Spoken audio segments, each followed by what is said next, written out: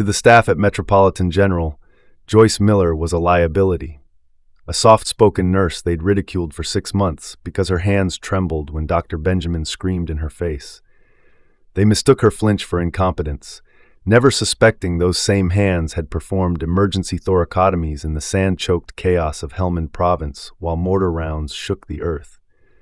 They mocked the mouse, completely unaware she was Lifeline, the legend who'd saved 47 Tier 1 operators when their Chinook went down in hostile territory. The ridicule died the moment 6 armored black SUVs roared into the ambulance bay, carrying elite operators who hadn't come to visit. They'd come to demand their Navy SEAL medic back. Before we continue, where are you watching from? Drop your location in the comments below. We love hearing from viewers around the world. And please, don't forget to hit that subscribe button and turn on notifications so you never miss our next tale of hidden heroes and unexpected legends. The fluorescent lights of Metropolitan General's main corridor buzzed with the same sterile indifference they always did, casting harsh shadows across Joyce Miller's face as Dr. Benjamin's voice ricocheted off the walls. "Look at me when I'm talking to you." Joyce kept her eyes down, clipboard clutched against her chest like a shield, knuckles white. Her right hand trembled, not from fear, though that's what the 3 nurses standing behind Dr. Benjamin assumed. Sarah actually smirked. Marcus whispered something that made them both snicker. The tremor was muscle memory, the same involuntary response that happened every time someone screamed inches from her face, transporting her back to a field operating theater where she'd held a man's aorta together with her bare hands while the compound took enemy fire, where looking up meant catching shrapnel, where a steady hand meant the difference between a brother going home or going into a flag-draped box. "You're a disgrace to this hospital," Dr. Benjamin snarled, his face the color of raw meat. "I want you out of my ER. You're done here." Joyce's jaw clenched. Somewhere deep in her chest, Jinx stirred, the operator who'd earned her call sign by surviving 7 supposedly fatal situations, who'd once talked a panicking 19-year-old through self-administering a chest seal over a satellite radio while pinned down by sniper fire. But Jinx stayed buried. Joyce simply nodded. "Yes, doctor," she whispered. That's when the sound cut through everything. The low, predatory rumble of heavy engines, multiple vehicles moving in tactical formation. Through the glass doors of the hospital entrance, 6 matte black SUVs swept into the ambulance bay like sharks cutting through water, their arrival so sudden that even Dr. Benjamin stopped mid-tirade. The lead vehicle hadn't fully stopped before its doors burst open. Men emerged, not security guards, not police, operators. Their movement was synchronized, efficient, purposeful, the kind of fluid precision that only comes from years of working as a single organism. Tactical boots hit pavement, hands rested on plate carriers, eyes scanned sectors with the mechanical efficiency of trained killers assessing a threat environment, and every single one of them was looking for Joyce. The hospital's automatic doors hissed open. The lead operator, 6'4", beard, eyes like flint, strode past the security desk without breaking stride, ignoring the sputtering guard reaching for his radio. His voice carried the weight of absolute authority. "Where is Chief Warrant Officer Miller?" The corridor went silent. Dr. Benjamin's face shifted from rage to confusion. "What? Who are you talking about?" "Jinx." The operator's eyes locked onto Joyce, and something shifted in his expression, relief mixed with grim urgency. "We need Lifeline, now." Joyce felt it then, the mask cracking, the civilian persona she'd built so carefully beginning to fracture. Behind her she heard Sarah's sharp intake of breath, Marcus's muttered, "Holy shit." The mouse was about to become a ghost again. And Dr. Benjamin had no idea what was about to hit him. The morning had started like every other morning at Metropolitan General, with Dr. Benjamin looking for someone to destroy. Joyce had made the mistake of suggesting they run a CT scan on the businessman in Bay 4. The man's pupils were uneven, his speech slightly slurred, and something about the way he kept touching the left side of his head made her instincts scream subdural hematoma. But she'd phrased it as a question, voice barely above a whisper, and Dr. Benjamin had heard weakness. "Are you questioning my diagnosis, Nurse Miller?" The words sliced through the ER's ambient noise, monitor beeps, distant sirens, the hum of overhead lights. Conversations stopped. Heads turned. The audience was gathering, and Dr. Benjamin was just getting started. Joyce felt her hands begin to shake. She gripped her tablet tighter, willing them to stop, knowing it would only make things worse. "No, doctor, I just thought—" "You thought?" Dr. Benjamin stepped closer, his considerable bulk filling her field of vision. "You're not paid to think. You're paid to follow orders. My orders." Her right hand tremored harder now, the tablet rattling faintly against her scrubs. She could feel the stares, Sarah and Marcus by the nurse's station, smug satisfaction written across their faces. They'd been waiting for this. 3 months of watching the fragile new nurse fumble through shifts, and now they'd get their confirmation that she didn't belong here. What they couldn't see was the real reason her hands shook. It wasn't fear, it was restraint. Every fiber of muscle memory screamed at her to move, to sidestep, create distance, neutralize the threat. Dr. Benjamin was standing in the fatal funnel, exactly where an enemy combatant would position themselves before engaging. His finger jabbed toward her face in what her training recognized as a pre-assault indicator. Her body was coiled, ready to execute a disarm and control maneuver that would put him face down on the linoleum before his brain could process what happened. Instead, she forced herself to stay small, stay quiet, stay Joyce. "The patient needs a simple migraine cocktail," Dr. Benjamin continued, his voice rising. "Not every headache is a trauma case. This is exactly why you don't belong in emergency medicine. You're too timid, too nervous, too—" "Incompetent?" Sarah offered from behind him, barely suppressing a laugh. Dr. Benjamin's mouth curved into something approximating a smile. "I was going to say unsuited, but yes, incompetent works." Joyce's jaw clenched. She could feel Jinx stirring beneath the surface. The operator who'd performed a field amputation with a trauma shear and a tourniquet while taking sporadic fire, who'd once walked a terrified Marine through a tension pneumothorax over a crackling radio while she was pinned in an overturned MRAP. That version of her didn't tolerate disrespect. That version of her would have had Dr. Benjamin on his knees with a compliance hold before he could finish his sentence. But that was the problem, wasn't it? That version of her had seen too much, done too much, decided who lived and died under impossible circumstances. She'd come to Metropolitan General to escape that person, to prove she could save lives without the weight of war pressing down on her chest. "I understand, doctor," she whispered, eyes down. "Look at me when I'm speaking to you." The shout triggered something primal. For just a moment, a fraction of a second, her eyes snapped up, and what looked back at Dr. Benjamin wasn't a timid nurse. It was a hunter assessing prey. Then Joyce blinked, and the moment passed. Dr. Benjamin didn't even notice. He was too busy performing for his audience, too absorbed in his own superiority to recognize that the woman trembling before him had steadier hands than any surgeon in the building. She just chose not to use them. Not yet. The call came in at 2:47 p.m., multi-vehicle pileup on the interstate, multiple critical patients inbound, ETA 6 minutes. Metropolitan General's ER transformed into controlled chaos. Trauma bays prepped, surgical teams notified, blood bank put on standby. Joyce moved through the preparations like water, checking IV lines, restocking crash carts, staying invisible. Exactly how she preferred it. The ambulances screamed into the bay 4 minutes later. The first patient was a congressman, Thomas Whitmore, according to the paramedics' rapid-fire report. Mid-50s, restrained driver, significant front-end collision.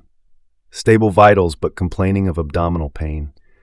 The kind of case that brought administrators hovering in doorways and made doctors acutely aware of liability.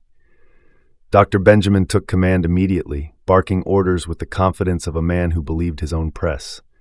Joyce hung back, observing from the corner of Trauma 2 as he conducted his examination with theatrical efficiency.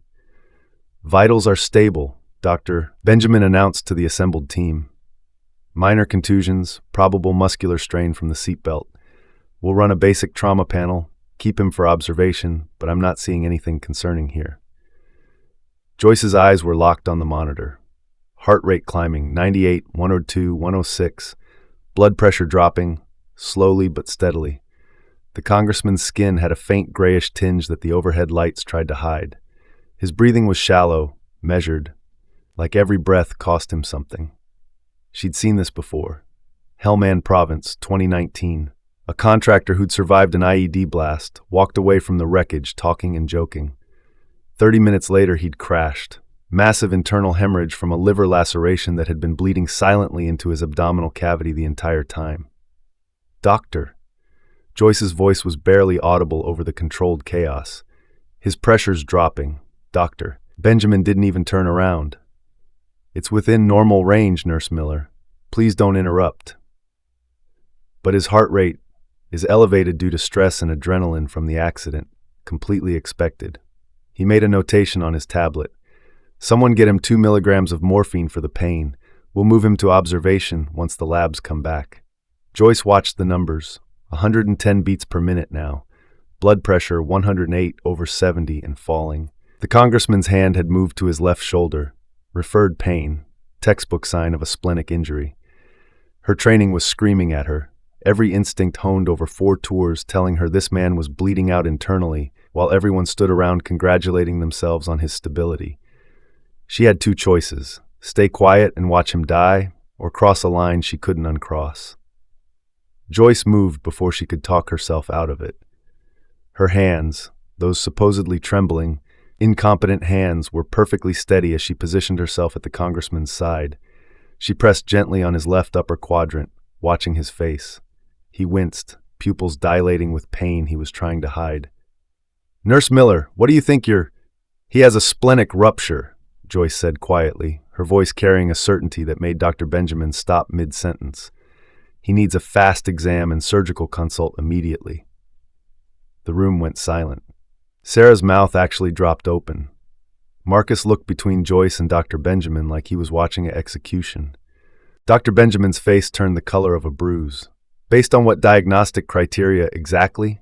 CARES sign, referred left shoulder pain, falling pressure, rising heart rate, delayed presentation, classic splenic injury. Joyce's voice was calm, clinical, utterly devoid of her usual hesitation. If we wait for labs, he'll be in hypovolemic shock. For a moment, Dr. Benjamin looked like he might physically remove her from the room. Then the congressman groaned, his blood pressure alarm chirping as the numbers dropped to 95/65. Get me an ultrasound, Dr. Benjamin snapped, trying to save face. Now. The fast exam took 90 seconds. Free fluid in the left upper quadrant, significant volume. The ultrasound tech's face went pale. Possible splenic laceration, she confirmed. Recommend immediate surgical intervention. Joyce stepped back as the room exploded into motion. Surgical team activated, or prepped. The congressman rushed away on a gurney with Dr. Benjamin shouting orders he should have given 10 minutes ago. No one thanked her. No one even looked at her. Except Dr. Benjamin, whose eyes promised that saving a man's life had just cost Joyce everything. Dr. Benjamin waited exactly 45 minutes, long enough for the congressman to be safely in the OR, long enough for the adrenaline to fade and cold calculation to take over. Joyce was restocking supplies in the medication room when he found her. She heard his footsteps first, that distinctive heavy tread that made nurses instinctively check their work. The door shut behind him with a quiet click that somehow felt louder than a slam. My office. Now. The walk down the corridor felt like a death march. Joyce could feel eyes tracking her movement, nurses at their stations, residents grabbing coffee, a patient's family member waiting by the elevators. Everyone knew what happened when Dr. Benjamin summoned you to his office. Everyone knew you didn't come back the same. He didn't sit down when they arrived, didn't offer her a chair, just stood behind his desk with his arms crossed, a judge delivering a verdict. You undermined me in front of my entire team. Joyce kept her eyes down. I was trying to help the patient, doctor. You were trying to make me look incompetent. His voice was ice cold now, more dangerous than his usual bluster.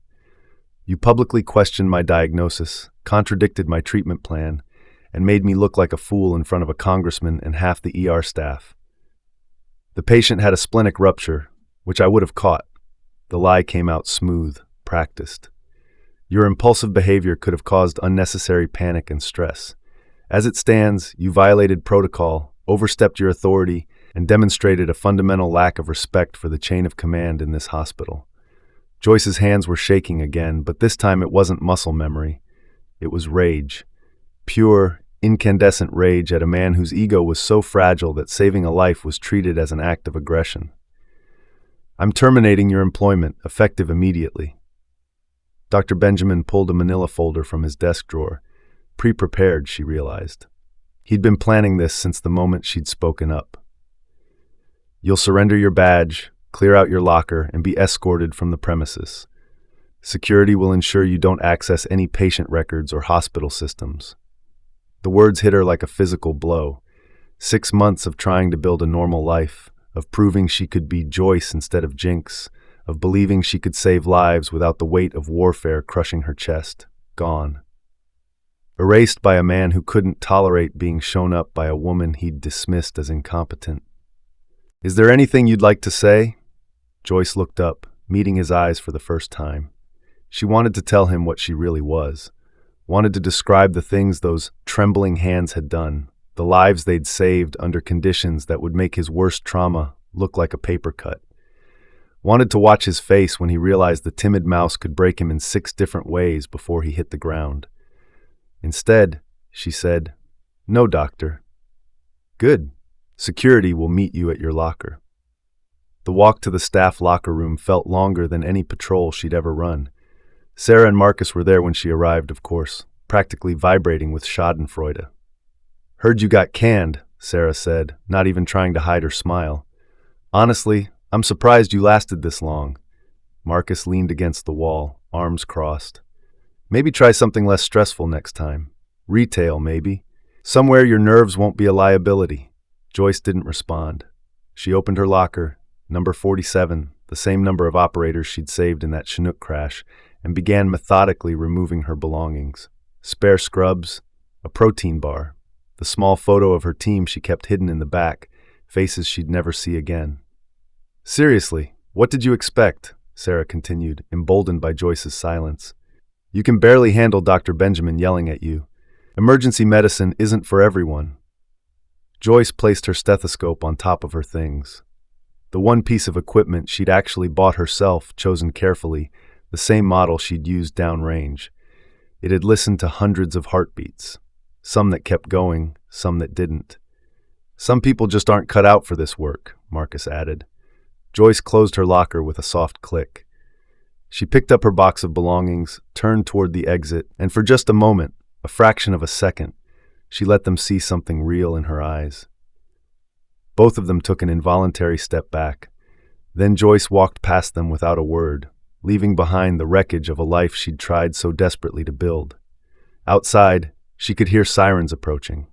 She had no idea they were coming for her.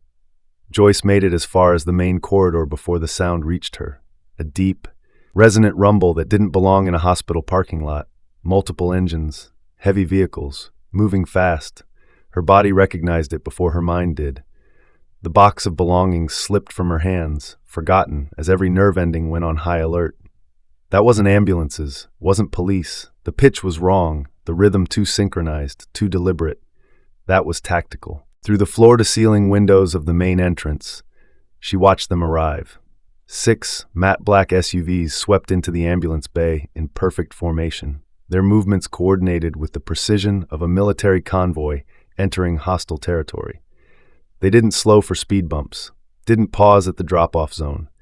They simply claimed the space like an occupying force, cutting off civilian traffic and boxing in the 2 ambulances parked at the loading dock. The lead vehicle hadn't fully stopped before its doors exploded open. Men emerged, and there was no mistaking what they were. Operators. Not security guards playing dress-up, not police tactical teams. These were Tier 1 assets, the kind of men who existed in the spaces between official records and plausible deniability. They wore civilian clothes but moved like a single organism. Tactical boots, plate carriers under jackets, hands instinctively checking weapons that hospital policy said they shouldn't have, but absolutely did.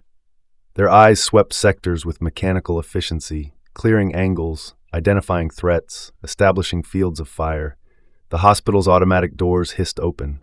The security guard at the desk, a retired cop named Martinez who'd always been kind to Joyce, stood up, one hand moving toward his radio. The lead operator didn't break stride. "Sit down." 2 words, spoken quietly, almost conversationally. Martinez sat down. The team moved through the entrance like water flowing around obstacles, two operators peeling off to secure the main doors, another pair establishing a perimeter near the elevators, the rest advancing in a wedge formation toward the ER. People scattered. A doctor pressed himself against the wall. A patient in a wheelchair stared, mouth open. Joyce stood frozen in the corridor, her heart hammering against her ribs. This wasn't happening. Couldn't be happening. She'd been careful. She'd buried Jinx so deep that even her DD-214 was classified. No one from that life knew where she was, what name she was using, what quiet corner of civilian existence she'd tried to carve out for herself. The lead operator reached the nurse's station, 6'4", beard going gray at the edges, eyes like Arctic ice. Joyce recognized the bearing, even if she didn't recognize the face. Special operations, probably SEAL Team 3 or 5, based on the tattoo barely visible at his collar. Behind him, the rest of the team established a security perimeter with the casual efficiency of men who'd done this 1,000 times in 1,000 worse places. Sarah was at the desk, her earlier smugness replaced by wide-eyed panic. "You can't just... This is a hospital. Where is Chief Warrant Officer Joyce Miller?" The question cut through the ambient noise like a blade. Sarah's mouth opened and closed. Marcus, who'd followed Joyce from the locker room to watch her humiliation, had gone pale. We don't have anyone by that. Call sign Jinx." The operator's voice hardened. "Also answers to Lifeline. 5'6", brown hair, approximately 130 pounds, currently employed as a registered nurse in this facility." The description hung in the air.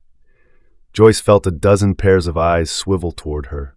Staff who'd worked beside her for 6 months, patients she'd cared for, security personnel who'd waved her through the employee entrance every morning. Dr. Benjamin emerged from the ER, his face already red with territorial outrage. "What is the meaning of this? You can't just storm into my hospital with armed." The operator turned. The movement was minimal, just a shift of his shoulders, but something in it made Dr. Benjamin's voice die in his throat. "Your hospital is experiencing a Class A emergency, whether you know it or not." The operator's hand moved to his earpiece, listening to something. His jaw tightened. "We have a critical asset inbound with an injury your civilian staff is neither trained nor equipped to handle. We need Chief Warrant Officer Miller, now." "There's no one here by that. She's right there." One of the other operators was pointing directly at Joyce. The corridor became a vacuum. Every conversation stopped, every movement frozen, as if the entire hospital had collectively held its breath. The lead operator's eyes locked onto Joyce with the intensity of a laser designator. Recognition flickered across his face, not surprise but confirmation. He'd seen her photo in a classified briefing folder, probably had her service record memorized. "Chief Miller." Not a question, a statement of fact. Joyce felt the mask she'd worn for 6 months beginning to crack. The trembling stopped. Her posture shifted almost imperceptibly, spine straightening, shoulders squaring, weight redistributing to the balls of her feet. Muscle memory she'd tried so hard to suppress suddenly flooding back. Dr. Benjamin's laugh was sharp, disbelieving. "Chief, this is Joyce Miller, a nurse I just terminated for gross incompetence. I don't know what kind of mistake you've made, but no mistake." The operator pulled a tablet from his vest, swiped twice, and turned the screen toward Dr. Benjamin. "Chief Warrant Officer Joyce Ann Miller, service number classified, Naval Special Warfare Development Group. 4 combat deployments, 2 Bronze Stars with V device, 1 Navy Cross. Call sign Jinx, operational designation Lifeline." Sarah made a sound like she'd been punched. The operator continued, his voice flat and clinical. 73 confirmed combat saves. Performed a field thoracotomy with a Leatherman and a ballpoint pen in Helmand Province 2019. Talked to Lance Corporal through a tension pneumothorax over compromised radio while pinned down by sniper fire Mosul 2020. Led medical specialist on Operation Red Wing Actual. He paused, which is still classified, so I'll stop there. Marcus had gone white. That's not possible. She can't even handle someone raising their voice." "She can handle a lot more than your voice, son." The operator's eyes never left Joyce, including removing live ordnance from chest cavities while being actively engaged by enemy combatants. Dr. Benjamin's face cycled through emotions. confusion, disbelief, and finally desperately clinging to his authority. "I don't care what she did in the military. This is my hospital, and I terminated her employment. You have no jurisdiction here." "Your hospital." The operator's smile was cold enough to freeze blood. "Let me clarify something, Doctor. The woman you just fired has saved more lives under combat conditions than you'll see in your entire career. The trembling hands you mocked? That's not fear. That's restraint. She's been operating at about 5% of her actual capability because she was trying to fit into your world." He stepped closer to Dr. Benjamin, and despite the height difference, somehow the doctor seemed to shrink. "And as for jurisdiction, we're currently operating under Emergency National Security Protocol 7, which means if I determine Chief Miller's presence is operationally critical, which I have, I can requisition any civilian facility, personnel, or resources necessary to complete the mission, including your entire ER." A younger operator approached, speaking urgently into the lead's ear. Joyce caught fragments. 2 minutes out, condition critical, shrapnel still active.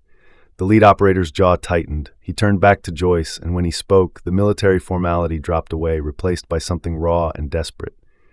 "Jinx, we need you. It's Reaper." The name hit Joyce like a flashbang. Reaper. Jake Reaper Morrison. 6'2" demolitions expert who'd pulled her out of a collapsed building in Kandahar, who'd taught her how to play poker during endless desert nights, who'd been the first person to call her lifeline after she'd saved his team leader from a sucking chest wound. "What happened?" Her voice came out steady, clinical. "Chief Warrant Officer Miller, not timid Nurse Joyce. IED, experimental ordnance, unknown composition, shrapnel lodged near his heart. It's still active, Jinx. The civilian trauma team at Walter Reed won't touch it, too volatile. Every bump in the medevac could set it off." He paused. "You're the only one with the training to remove it, the only one he trusts." Around them, the staff stood in shocked silence. Sarah's mouth was open. Marcus looked like he might be sick. Dr. Benjamin's face had gone from red to ashen. Joyce looked down at her hands. Steady now. Perfectly, absolutely steady. "Where is he?" 60 seconds out." She nodded once, then turned to face Dr. Benjamin. The timid nurse was gone. What looked back at him was a combat medic who decided which men lived and died in the world's worst places. "I need Trauma Bay 1 prepped, now." The ambulance bay doors burst open 30 seconds later. 4 operators moved in tactical carry formation, a stretcher suspended between them like a battering ram. They didn't wait for orderlies, didn't pause for triage protocol. They simply advanced with the single-minded purpose of men who'd carried wounded brothers off 100 battlefields and weren't about to stop for hospital procedure. On the stretcher, barely conscious, was Jake Morrison. Joyce's breath caught. Even through the blood and field dressings, she recognized him. The easy grin that had talked her through her first firefight was gone, replaced by a gray pallor that screamed internal bleeding and shock. His chest rose and fell in shallow, labored movements. Someone had already intubated him in transit. "Trauma 1, Joyce said, her voice cutting through the chaos with absolute authority. "Move." They ran, not the controlled hustle of hospital staff, but a full tactical sprint. The operators carried Reaper through the corridor like they were extracting him from a hot LZ, scattering civilians and staff alike. Joyce ran beside them. Her eyes locked on the monitor one of the operators held. Heart rate 134, blood pressure 88/52 and dropping, oxygen saturation wavering at 91%. Dr. Benjamin scrambled after them. "You can't just commandeer my trauma bay. Watch me." Joyce didn't even look back. They hit Trauma 1 like a breaching team. The operators transferred Reaper to the table with practiced efficiency while Joyce snapped on gloves, her movements now crisp and precise. A nurse, Jennifer, one of the few who'd never mocked her, stood frozen in the doorway. "I need a portable X-ray, ultrasound, and get me surgical on standby," Joyce ordered. "Also 4 units O- on standby. Activate massive transfusion protocol."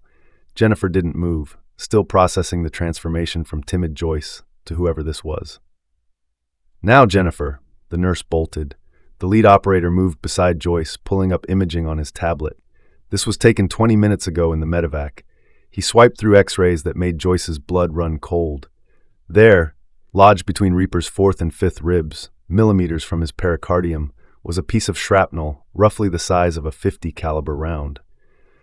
But it wasn't the size that made her stomach drop. It was the faint geometric pattern visible on the enhanced image.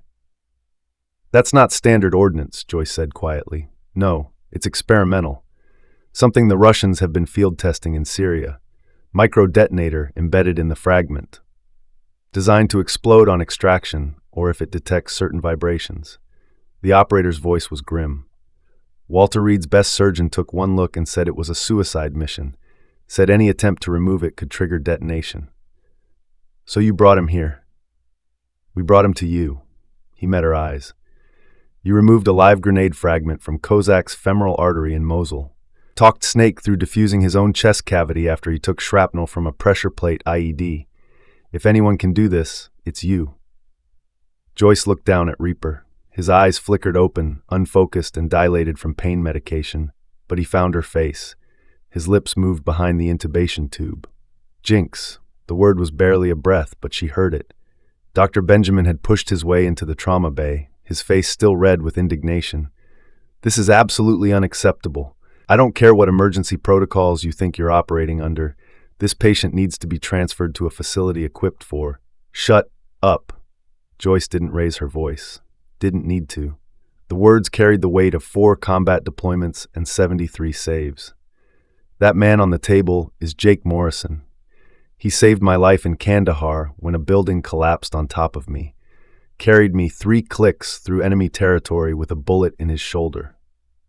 She turned to face Dr. Benjamin fully, and what he saw in her eyes made him take an involuntary step backward. "I am not asking for your permission. I am informing you that I'm about to perform emergency surgery to remove live ordnance from his chest cavity. You can either help, stay out of my way, or leave. But if you try to stop me, I promise you'll regret it." Sarah had appeared in the doorway, eyes wide. Marcus stood behind her, looking like he'd stumbled into an alternate universe. The lead operator pulled out his phone, held it up. "I have a 3-star general on speed dial who will have this entire hospital under military jurisdiction in about 4 minutes. Your call, doctor." Dr. Benjamin's mouth opened. Closed.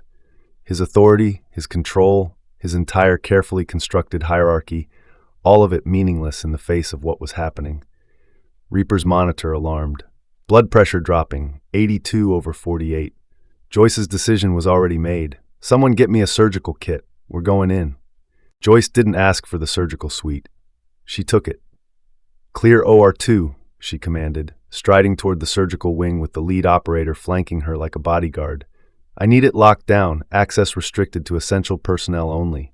No residents, no observers, no administrators." A surgical nurse, Thompson, 20-year veteran, stood blocking the hallway with crossed arms. "OR2 is prepped for a scheduled gallbladder removal in 30 minutes. You can't just reschedule it."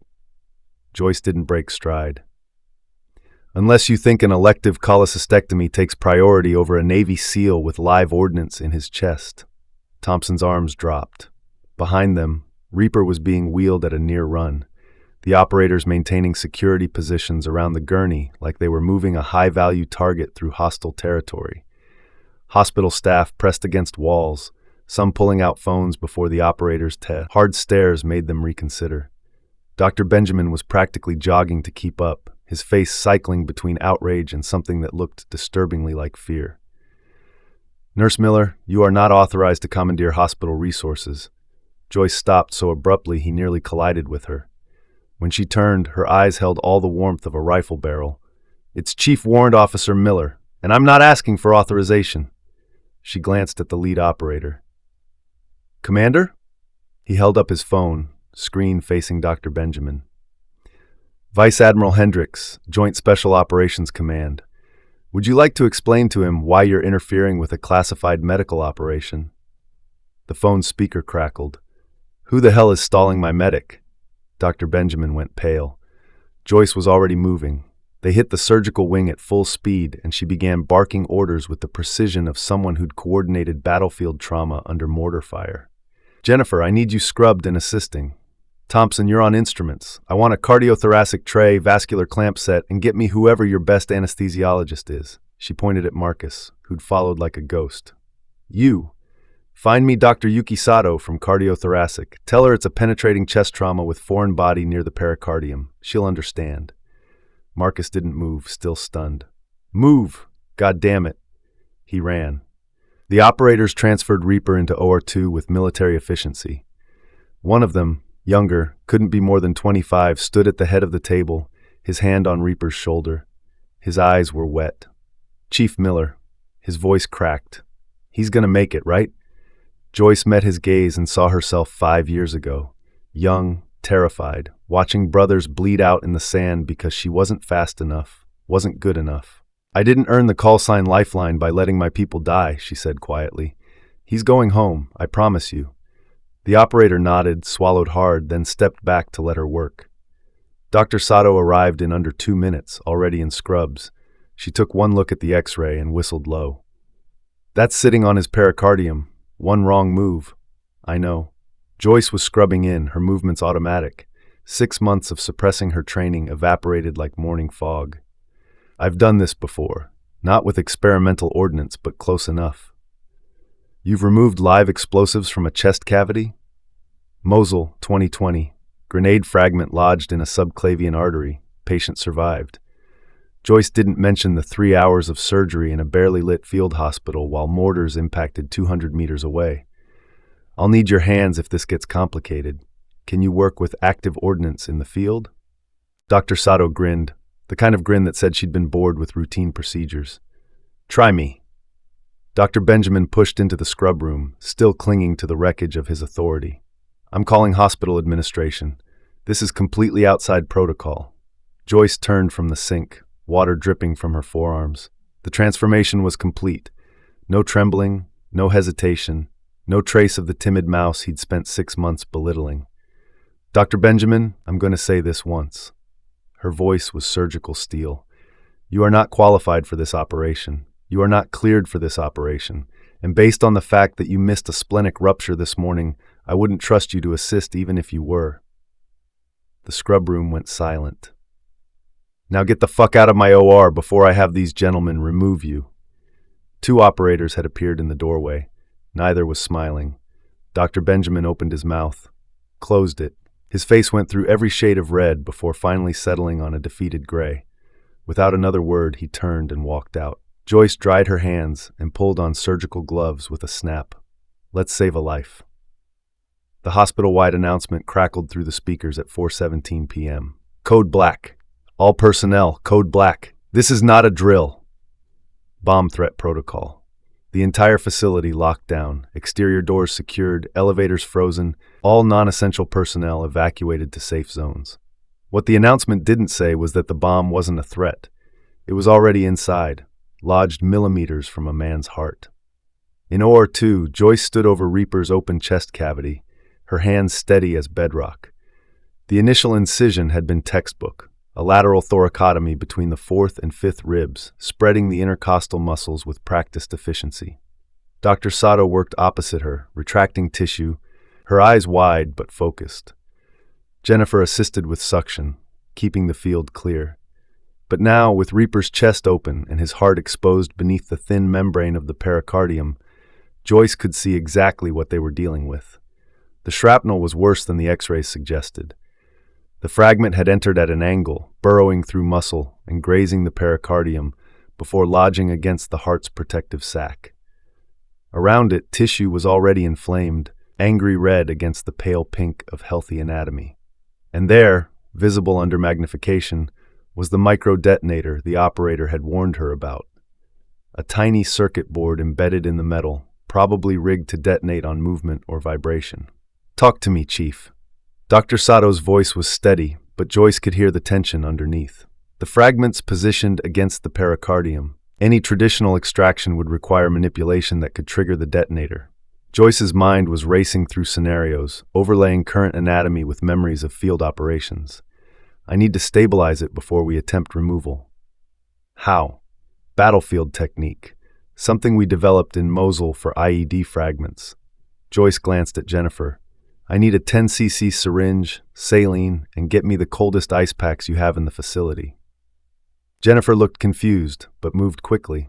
The lead operator had remained in the OR, standing against the wall like a statue. The Mosul Protocol? That's not exactly approved by the AMA. Neither is having Russian experimental ordnance in an American hospital. Joyce accepted the syringe from Jennifer. We're going to supercool the detonator.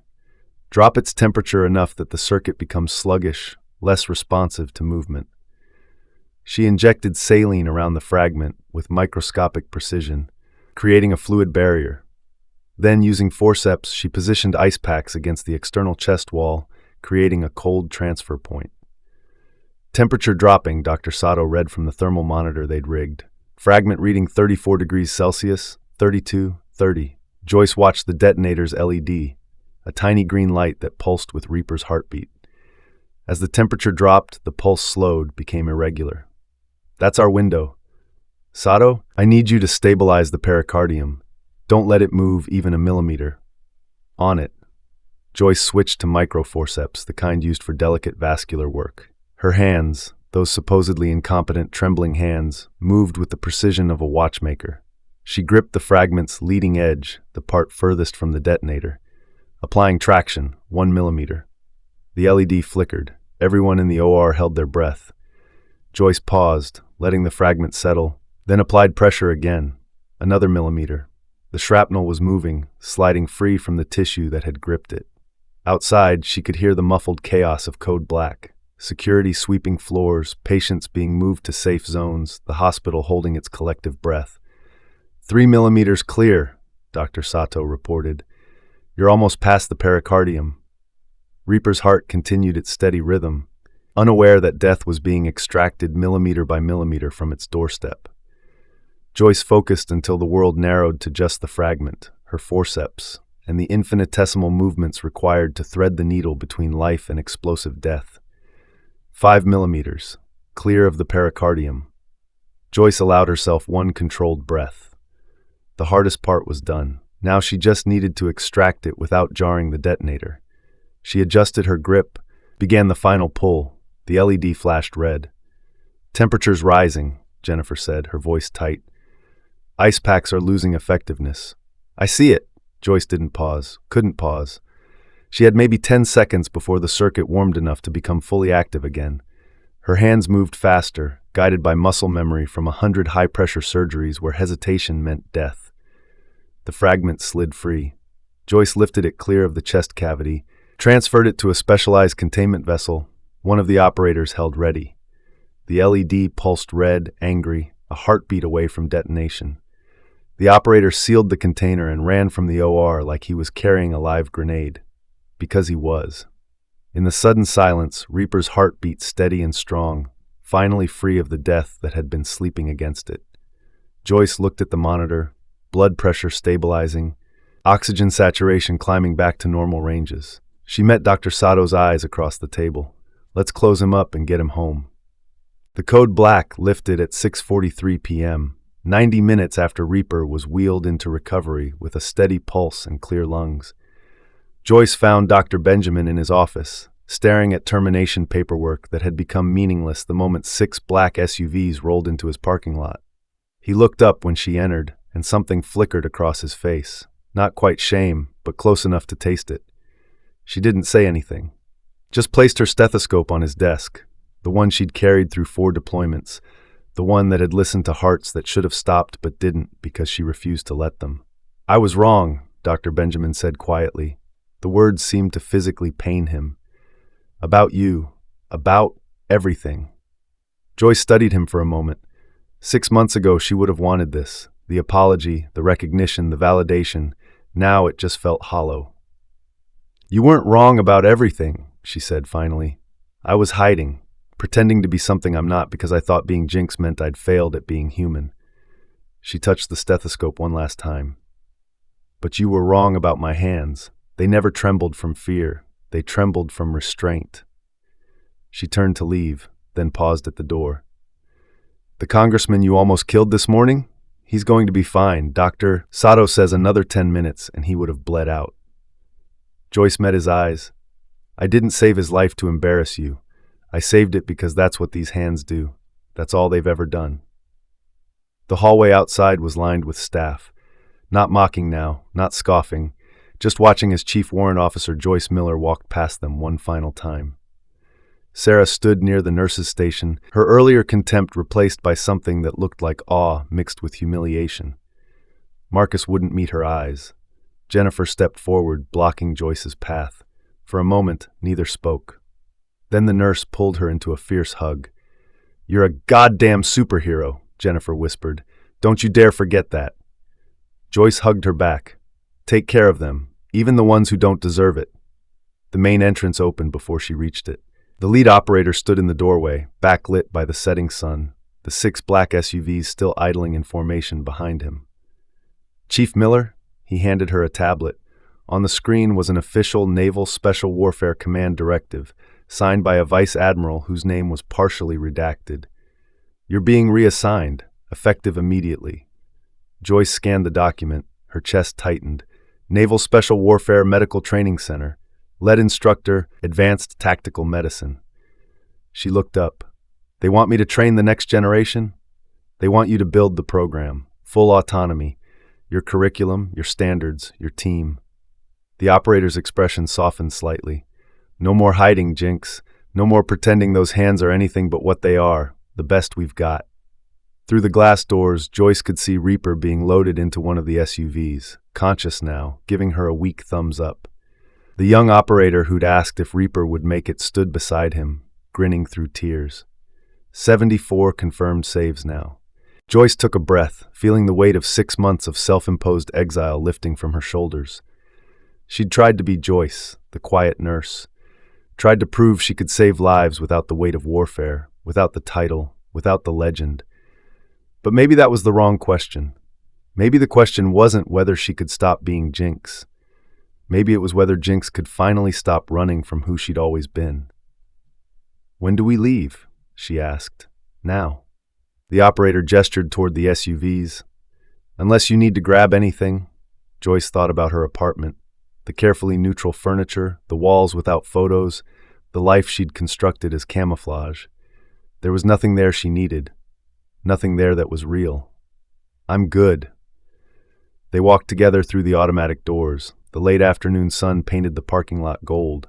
Hospital staff watched from windows, some with phones out, recording, already spreading the story of the quiet nurse who turned out to be a legend. The lead SUV's door opened. Inside, Joyce could see tactical gear, medical kits, and a laptop displaying what looked like curriculum frameworks and training protocols. Her new life, waiting. She climbed in, settled into the seat, and for the first time in 6 months, felt like she could breathe. As the convoy pulled away from Metropolitan General, Joyce caught one last glimpse of Dr. Benjamin standing in his office window, holding her stethoscope like it was evidence of a crime he couldn't quite comprehend. The SUV turned onto the highway, and the hospital disappeared behind them. Joyce Jinx Miller, Navy SEAL medic, combat legend, lifeline to 74 operators who wouldn't be alive without her, was finally going home. The SUV merged onto the highway, acceleration pressing her back into the leather seat. Through the tinted windows, the city blurred past. Ordinary people living ordinary lives, unaware that legends sometimes walked among them wearing scrubs and apologetic smiles. The lead operator glanced back at her from the passenger seat. "You ready for this, Chief?" Joyce looked down at her hands. Steady, purposeful, exactly what they'd always been. "Yeah," she said, "I'm ready." The convoy disappeared into traffic, 6 black SUVs carrying a ghost back to the world where ghosts belonged. Thanks for staying with us until the end. Sometimes the quietest people in the room are the ones who've already survived the loudest battles. Remember that next time you think you know someone's story. Stay safe out there.